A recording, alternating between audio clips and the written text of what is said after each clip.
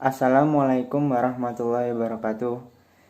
Dalam video ini kelompok kami akan menjelaskan tentang mekanisme yang tepat dalam menyelenggarakan musyawarah mufakat. Sebelum kita masuk ke mekanisme yang tepat dalam menyelenggarakan musyawarah mufakat, terlebih dahulu kita harus mengetahui pengertian dari musyawarah dan mufakat. Yang pertama, musyawarah. Musyawarah adalah suatu proses yang dilakukan untuk menyatukan pendapat yang berbeda-beda. Sedangkan mufakat adalah pendapat atau keputusan yang disetujui oleh semua pihak yang ikut dalam proses musyawarah. Sehingga pengertian musyawarah untuk mufakat adalah suatu proses yang dilakukan untuk memperoleh keputusan yang disetujui oleh semua pihak. Ciri-ciri dari musyawarah mufakat. Yang pertama, pembicaraan harus dapat diterima dengan akal sehat serta sesuai dengan hati nurani. Yang kedua, sesuai dengan kepentingan bersama.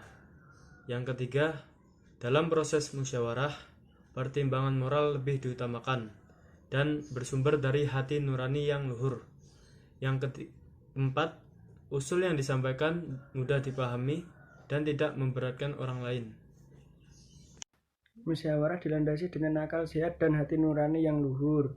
Yang dimaksud adalah kita harus mempunyai akal yang sehat, yang nantinya untuk memikirkan hal-hal atau sesuatu yang baik untuk musyawarah dan mempunyai hati nurani. Musyawarah dilandasi semangat kekeluargaan dan gotong royong. Musyawarah harus dilakukan dengan asas kekeluargaan dan bergotong royong saling sesama, mengutamakan kepentingan negara dan masyarakat, lebih mementingkan kepentingan negara dan masyarakat dan tidak mementingkan diri sendiri, menghargai pendapat orang lain dan menerima dengan lapang dada, tidak memotong pendapat atau pembicaraan orang lain. Saat ada yang menyampaikan pendapat, alangkah baiknya diam dan mendengarkan apa yang disampaikan. Musyawarah dilakukan bertujuan untuk mencapai mufakat. Sikap dalam bermusyawarah yaitu pertama, menunjukkan sikap yang sopan saat mengikuti musyawarah.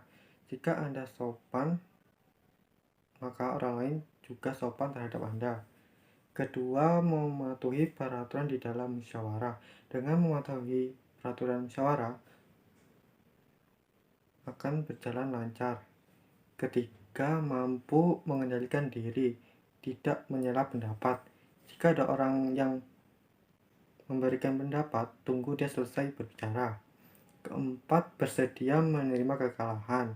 Jika pendapat kalian tidak terima atau kalah, terima saja, tidak perlu emosi atau marah. Kelima, menerima hasil musyawarah sebagai keputusan bersama.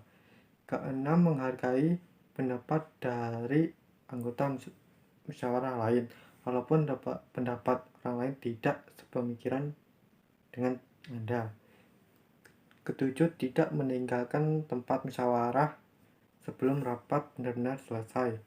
Kedelapan, memiliki etikat baik untuk melaksanakan hasil musyawarah. Tata cara dan persyaratan dalam bermusyawarah, yaitu yang pertama, peserta musyawarah harus hadir dalam forum sebelum musyawarah dimulai.